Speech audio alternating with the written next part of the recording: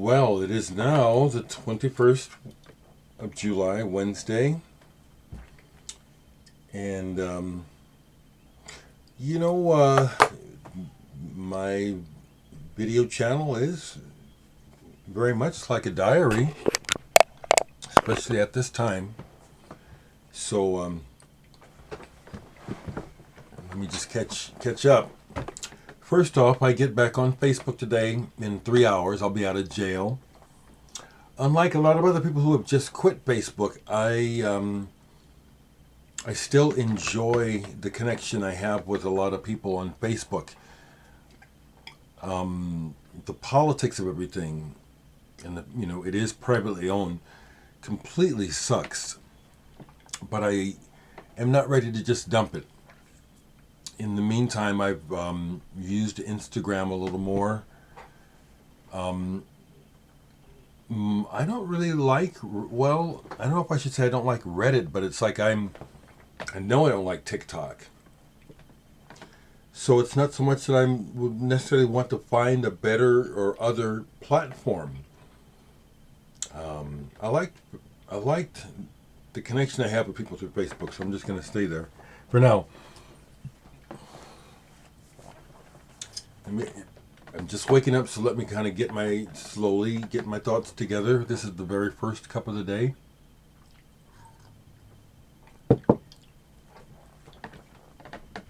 I just want to say again, I really appreciate all the friendship and support that I receive everywhere, not just through the internet, but in the world. I'm surrounded by love. It's fantastic. How am I doing? I'm doing fine. Yesterday I had the experience of clearing my brother's apartment. 3 of his best friends helped me. We didn't completely finish, so I have more to do. At first I was going to do it today, but no one wants to help me clean the apartment, which the management is expecting. I'm hearing different stories from people that I'm not responsible to clean it and stuff. I just want to do right by my brother and settle things. So that's where I'm at. Past the point of crying altogether. We had a cry, a little one, with my friends yesterday when we got to the apartment. I got ready for it mentally. Some people have commented that Dereck looks like he's doing good. It looks like he's doing good. I guess he's doing good. I am what you see. I am doing good. As I've said before, I do not harbor nearly half of what I consider normal beliefs and thoughts about life that most people harbor, because to me it's bullshit. So a lot of things that people think about death and passing, I don't. I miss my brother, damn it. That's the bottom line. He's gone too soon. I don't have guilt or regret about what coulda, woulda, shoulda. And that's a big part of what people do to themselves when it comes to death and other social problems that we have. Coulda, woulda, shoulda. Well, you didn't. That's the bottom line. And when I think about what I coulda, woulda, shoulda, I think about what I tried and what he wouldn't let me do. And so I'm not feeling guilty. Coulda, woulda, shoulda. It didn't happen. Okay? Carry the cross on your stupid back if you want to, but that's stupid. It is. I'm not going to do it. I'll also share this. My brother's health was way worse than I thought, because I don't go to his apartment very often. He comes over here. And the last few times I went to his apartment, I didn't go into the bedroom.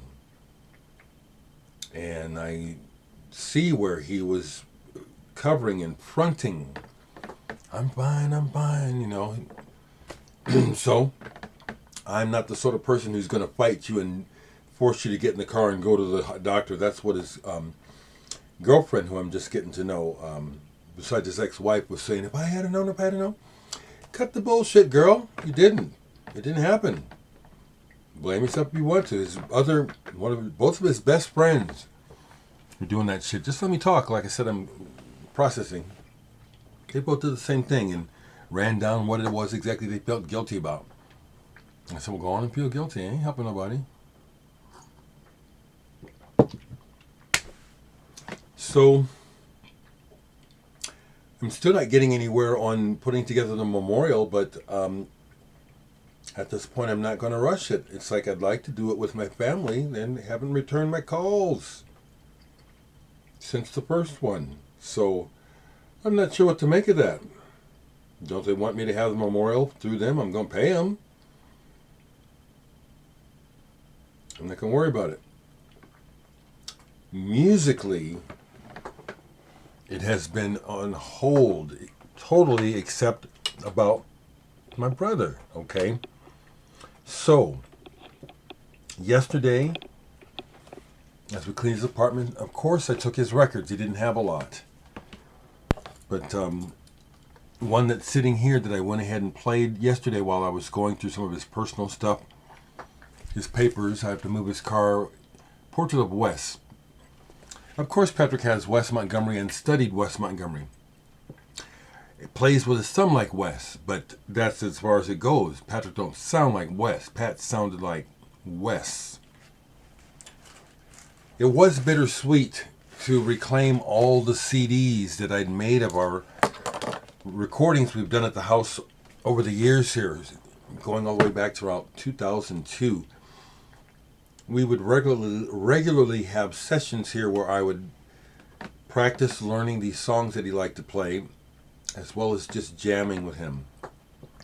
So thankfully I have hours of that stuff, and a lot of the CDs that I had given him as copies were, already turning to dust and stuff, but I copied what I could. And I'm just going to grab a couple of the records. They're just sitting in the room of my brother's Pat's to show you. Just thought maybe I could do that.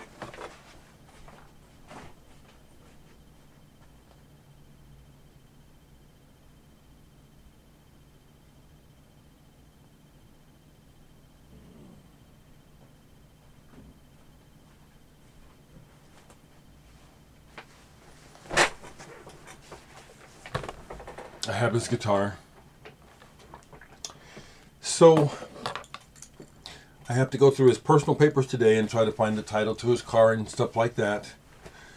Inform Social Security to stop his checks. I still have to do that. Still have to do all that stuff. This isn't the first time I've done it. I buried my mom. I did it for the most part alone. No diss to my family. What was going on at the time was I was the one who was able to do it, so I did it. I buried other family members alone. So, I have practice. My brother was a jazz snob. He was. He loved super sax. Plays Bird with strings. Charlie Parker with strings, that album. Boy, he loved that. He loved Miles. So I've inherited some cool Miles that I didn't have. Most of these records are in shit shape. Some are in good shape, but Capitol Classic, Miles Davis and his orchestra, The Complete Birth of the Cool, Miles in Europe. This one's played to death. Here's a nice one. I'm going to play this, actually. I'd put it on now, but I can't share it with you. Wes Montgomery, Full House. He really liked Jeff Lorber. He really liked Jeff Lorber. And Billy Eckstine. Billy Eckstine is part of our history. I'm pretty sure it was my grandmother who knew Billy Eckstine personally. And a lot of great jazz musicians got their start in his orchestra, if you didn't know.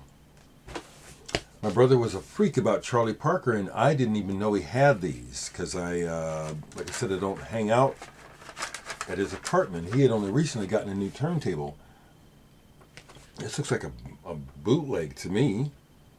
Bird's Perch. I haven't heard this. Something Special. Milt Jackson, Howard McGee, Dexter Gordon. One of those. Is this a budget label? Yeah, that budget label type of stuff. Of course, the recordings are archival and important, so it doesn't matter. It's on the budget label. Parker in Paris. The Bird You Never Heard. Here's one that's in good shape. I've never heard it. Hey, here's one that's not even sealed. That's still sealed. I bet you his buddy Jerry gave this to him. And Jonah Jones and Patrick never even found a moment to bother to open it. So I have this sealed. Stag Party, Alan Drew. Well, this reminds me of, you find out things about your brother you don't want to know. Or you find out things about people it's none of your business, when they pass away. But my brother had a huge porn collection, which I've thrown away. Just ridiculously huge. 3 times the size of his movie and music collection. Oh my goodness. Now that, in that sense, he's like my dad. Never heard this. Perceptions, Dizzy Gillespie. Usually, folks, I write a list of what I'm showing after the video. I'm not going to do that today. I'm just showing the records, okay? This is amazing. It's a tutu by Miles, and it's in better shape than my copy, so I'm upgrading. Here's an original Blue Note. It's not in the best of shape, but it's an original. Night at Birdland, Art Blakey. I'll show you one more because this one, well, I'll show you these last 3. This one I remember because this was my dad's. So this is one of the few records that my brother kept of my dad's. My dad's records were trashed because he didn't take care of them. He'd party and play and throw them on the floor and stuff. But Gene Ammons and Sonny Stitt, Boss Tenors in Orbit. I remember this album from my childhood, and see, it's all, yeah, I'm going to just cover that with tape, that mold. Prestige, Groovy Goodies, Volume 2. All these great folks on here. And another in a series, it appears to be a series of Charlie Parker bootlegs, or I don't know if they're bootlegs, but I've never seen these before. They were in my brother's collection. I received an order that I made, and the only thing that I really want to share from it is a Miles Davis album that I finally have, You're Under Arrest. Definitely not one of his best, but it was one that was commercially viable. This is the one where he does Michael Jackson's Human Nature. Excuse me. And it's a bid to try to be up with the times, with Miles and the state and the label, trying to make Miles contemporary to the times. And the other thing I got was again really rather bittersweet. I got a copy of a single that I've been wanting ever since I discovered Genesis, and only now have scored a copy. But it's bittersweet. Not that my brother would care, but it really is impacted by his death, It doesn't mean like what it would have. But I finally got a UK Famous Charisma copy of I Know What I Like in Your Wardrobe, backed by Twilight Ale House, which at first was only available on this single. Now, the one nice thing about this order is that I ordered it through Discogs, and the seller came clean. He said, well, this, I'm going to give the single to you because the center is punched out, and the honest to God truth is the single doesn't play as good as it looks. And it looks good, but when I played it, it's really, really scratchy. But that's not why I got it. I have the music forever. But it was quite literally this item, a famous Charisma UK. I have an American promo single of I Know What I Like, but it's a stereo mono copy, so I didn't get Twilight Ale House. So that was the personal edition that I got. So, my brother's affairs are far from settled, and so I'm still not really able to celebrate my album. But before I go, if you haven't watched the video for my single Ramped, it's on here, and judging by the feedback I'm getting from folks, you're seeing it and hearing it. See, that's the other thing. The video gets you to listen to my music. It's very good. It is.